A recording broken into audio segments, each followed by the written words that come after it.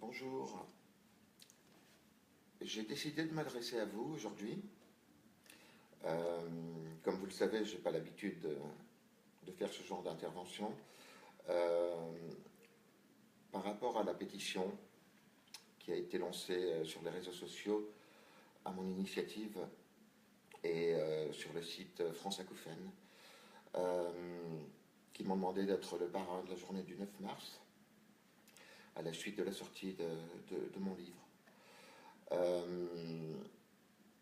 Je suis de très très près les signatures, bien évidemment, euh, parce qu'il y a là un véritable combat à mener.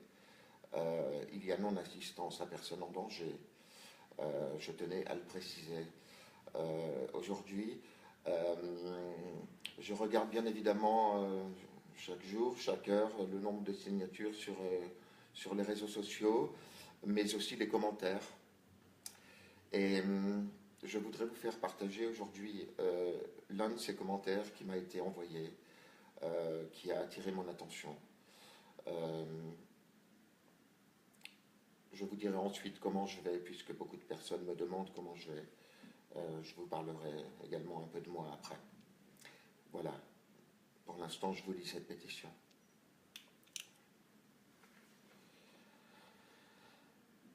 Souffrir d'acouphénie aiguë, c'est supporter l'insupportable. C'est être condamné à perpétuité, à une torture permanente. Personne d'autre que le malade ne perçoit ces sifflements et autres bulldozers dans sa tête. Un véritable supplice. Cette punition lui est infligée alors qu'il n'a commis ni crime ni délit. C'est vous dire si c'est injuste. Aussi injuste, me direz-vous, qu'un cancer ou une amputation, certes, mais avec une différence de taille.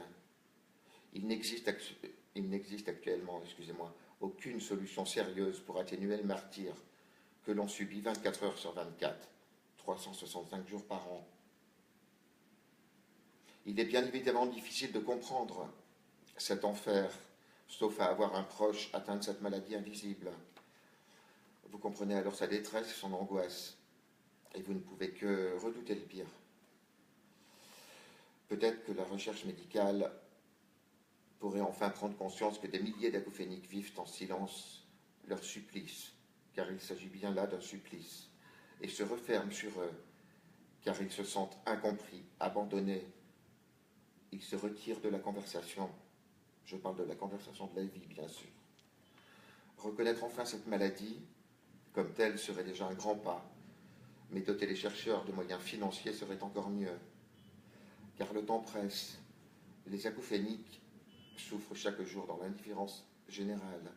Certains nous disent « Je ne sais pas combien de temps mon cerveau pourra supporter tout cela ». Ne tardez pas à réagir, messieurs et dames les décideurs, c'est plus qu'urgent. Merci d'avance. Christian Dorso. Voilà, je pense que tout est dit, ou presque, car cela va bien au-delà de ça.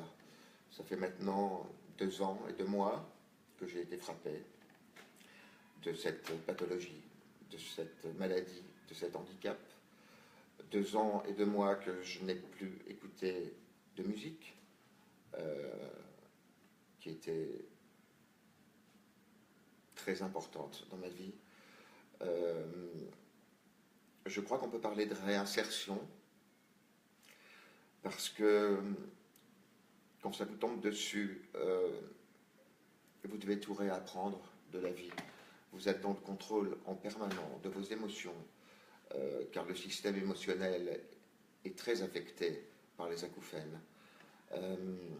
Je sais bien qu'il est très difficile pour quelqu'un de pouvoir quantifier le son que j'ai dans la tête au moment où je vous parle. Vous avez certainement pris l'avion, vous n'avez peut-être même pas fait attention au bruit que fait l'avion dans sa phase de décollage. Voilà, c'est ce que j'ai dans la tête 24 heures sur 24. Voilà, ça c'était pour vous parler un petit peu de cet handicap et de cette pathologie. Alors maintenant,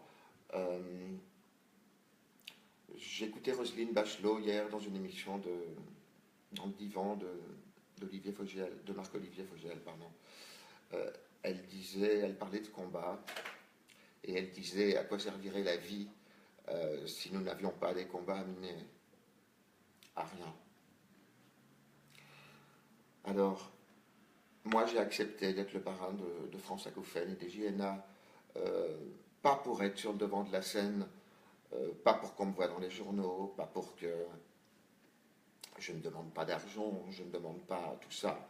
Je demande simplement la reconnaissance de cet handicap, car c'en est bien un. Le professeur Frachet me l'a confirmé et me l'a mis par écrit. Cela va totalement à l'encontre des décisions de la MDPH. Et j'ai beaucoup de témoignages qui vont en ce sens-là au sein de la pétition. Donc, comment allez-vous, Frédéric? Je vais plutôt bien, parce que je n'ai pas le choix. Chaque jour est un combat, un réel combat. Moi, je dis souvent, je me lève le matin et je plante des piquets pour appréhender, pour anticiper les choses de la journée que je vais traverser, parce que on est dans le millimètre près quand on est rempli d'acouphènes. Il faut être très vigilant par rapport aux émotions qui vous touchent.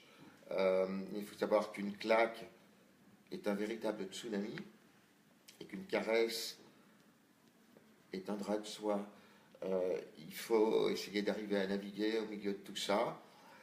Alors moi j'écris parce que les mots sont mon univers. Ils l'ont été dans le cadre de l'interprétation pendant une trentaine d'années, dans les nombreux films et séries que j'ai pu faire. Et il se trouve que l'écriture a pris le relais et que je m'y sens à l'aise. Mais je vais aller plus loin que ça. Vous me demandez comment je vais. Bien évidemment, j'aime mon métier d'acteur. Je n'ai que 52 ans. J'ai l'intention cette année, en 2017, de relever le défi, de pouvoir monter sur scène dans une pièce qui va s'appeler Dialogue de sourds, qui est tirée du livre. Ça va pas être facile,